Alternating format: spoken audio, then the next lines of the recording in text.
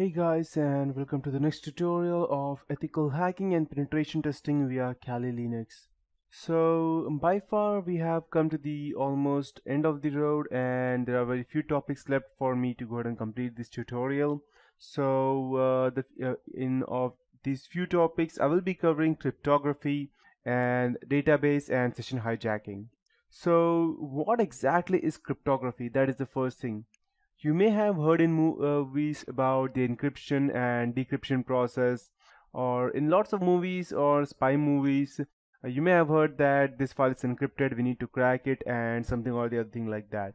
So, what exactly is cryptography? In movies, they have actually gone way too far ahead and shown a lot of things that's not actually possible in reality. But reality is not that different as well.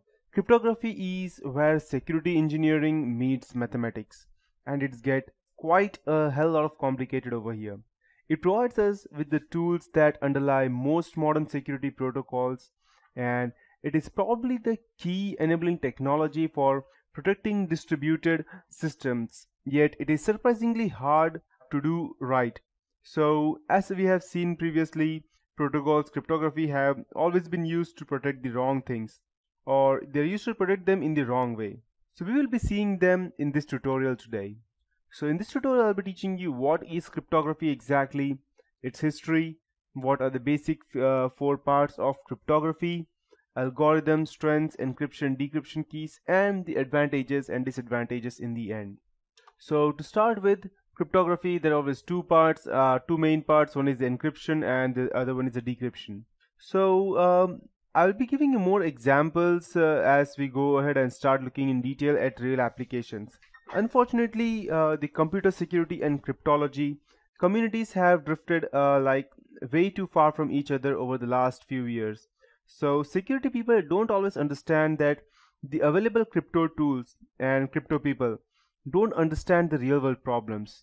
There are a number of reasons such as different professional backgrounds, computer science versus mathematics, different research fundings, and besides that government have tried to protect or promote computer security research while suppressing cryptography. So it reminds me something of a story told by one of my medical friends. He's in medical, and he told me that when he was young, he worked for a few years in a country where, for economic reasons, they had shortened their medical degrees and concentrated on producing specialists as quickly as possible. One day, a patient who had both kidneys removed and was awaiting a transplant needed his dialysis shunt redone.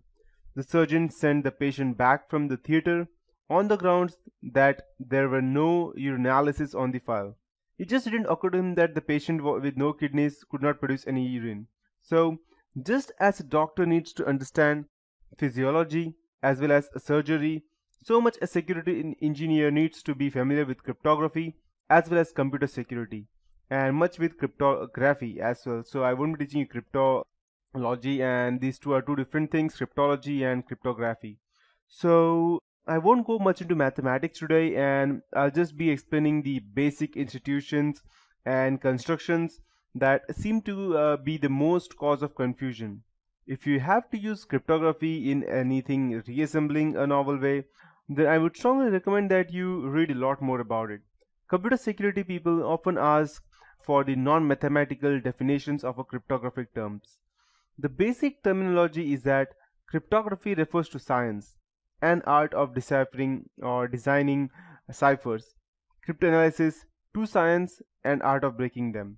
While cryptology, often shortened to just crypto, is the study of both, that is cryptanalysis to science and designing ciphers. So the input to an encryption process is commonly called as the plain text. The output is called as the ciphertext. And thereafter, things will get more complicated as I continue with this tutorial.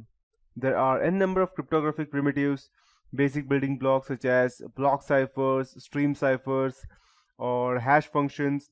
Block ciphers may either have one key for both encryption and decryption, in which case they are called as the shared key.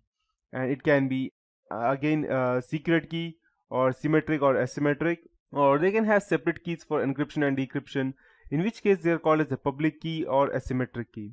And thereafter we will have a digital signature scheme, which is a special type of asymmetric crypto primitive.